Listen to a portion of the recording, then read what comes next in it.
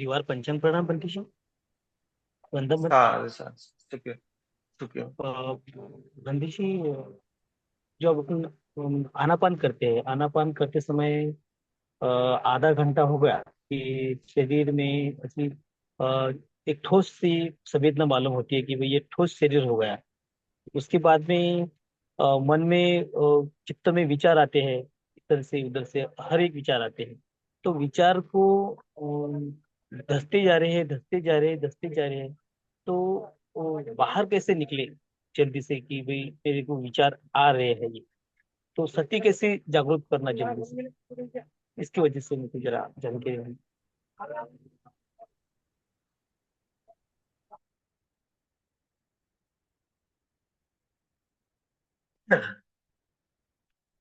विचार है, जो विचारों को हम लोग देखना पड़ेगा, कुशल विचार है कि अकुशल विचार है।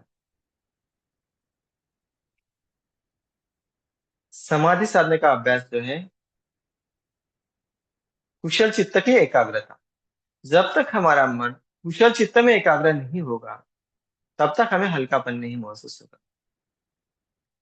हमारे मन में अच्छे भाव उत्पन्न होने चाहिए। जो बुरे विचार आते हैं, बुरे ख्याल आते हैं, उसको नष्ट कर देना चाहिए, उसको छोड़ देना चाहिए, त्यागना। और देखते वक्त कोई प्रतिक्रिया नहीं करना है। मन जा रहा है तो जा रहा है, क्या कर रहा है, इस सब चीजों को हम लोग नोट डाउन करना है। जैसे जैसे आप प्रतिक्रिया नहीं करेंगे, क्योंकि प्रतिक्रिया नहीं करेंगे तो वो देखेगा, उसी प्रकार के शरीर में स्थूल संवेदना उत्पन्न होगी, भारीपन सा उत्पन्न होगा।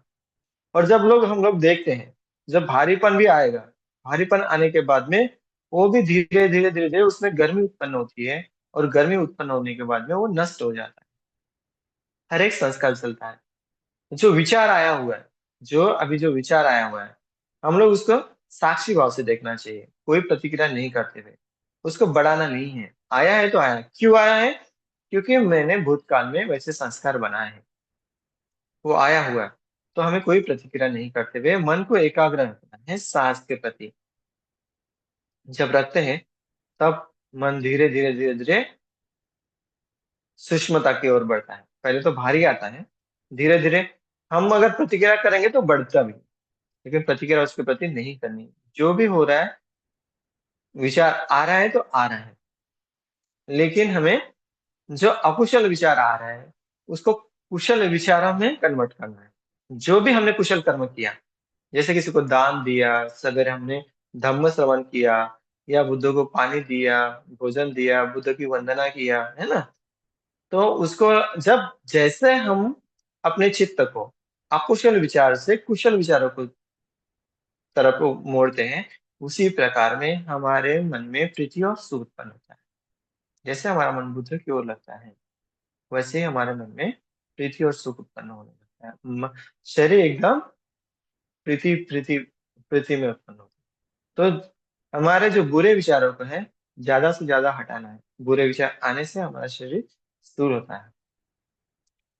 तो इस प्रकार से हम लोग कार्य कर सकते हैं। जो भी हमने कुशल कर्म किया है, उसका याद स्मरण कर सकते हैं। भक्ति जी, जो कुशल विचार रहते हैं तो उनको संग्रहित करना है, मुझे बढ़ाते रहना है. अच्छे विचार है कि भाई दान दिया, श्रवण किया, भिक्षु की सेवा की, इतर सेवा की, तो उसको चिंतन मनन करते बढ़ाते जाना. ठीक, सही है, ठीक है. हाँ, उसको हम लोग बढ़ा सकते हैं। धीरे धीरे बढ़ाना भी है। बढ़ाते बढ़ाते एक क्षण आता है, उसको भी छोड़ देना है ना। जो भी कुशल विचार भी आता है, उसको भी छोड़ देना है, वो भी अनित्य है। हमारा जो विचार है वो भी अनित्य है, उसको भी अनित्य की तरह देखना पड़ेगा। हर एक, तो हम लोग पहले कोई विचार जब आता है, तब शरीर में सुखद संवेदना आती है, लेकिन वो भी कभी कभी सुखद संवेदना दुखद में कन्वर्ट हो जाती है, बहुत बार। तो हम लोग कोई प्रतिक्रिया नहीं करते हुए, एक प्रैक्टिस से समझ समझ में आएगा। जितना जितना आप प्रैक्टिस करोगे, उतना उतना समझ में आएगा। हमें भगवान ने कैसे सीखा?